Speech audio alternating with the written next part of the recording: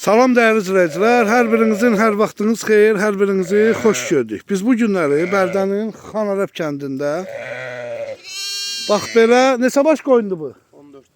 14 baş qoyundu qardaş, təcili satılır. Bu da ekiz.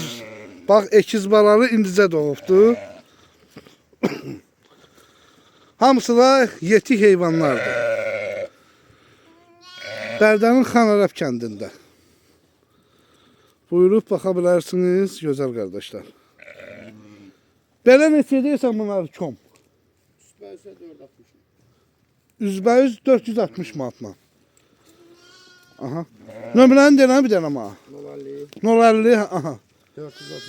433. 4353. Bunlar neçənci qarındır bu heyvanların? Birdən dördü. İkinci, üçüncü, dördüncü. Birinci qarından dördüncü qarına kimi. Diş salanı, diş qıranı, seyrədəni. Yox. Nə qədər vaxt baladan çıxar bu heyvanların? Geç çıxan bir ay. Geç çıxan bir aya.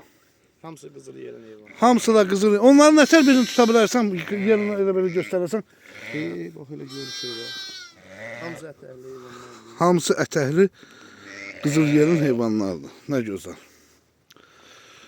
İndi son 460'dı yoksa bir aşağı yukarı. O hemen nömrənin WhatsApp'ı da var da ha? WhatsApp'ı da var, zəngi də var. WhatsApp'ı da var, zəngi de var. Güzel. 14 baş dedin ha? O doğanla birlikte. Ekiz. Balalar erkekti dişi görəm. Erkək dişi. Bir erkek bir dişi. Ekiz balalıdır kardeş. Bak indi doğubdu. Allah bereket versin. 050 433 53 43 53. Hayırlı uğurlu olsun. 14 baş heyvandı. Tarasın güzel kardeşler.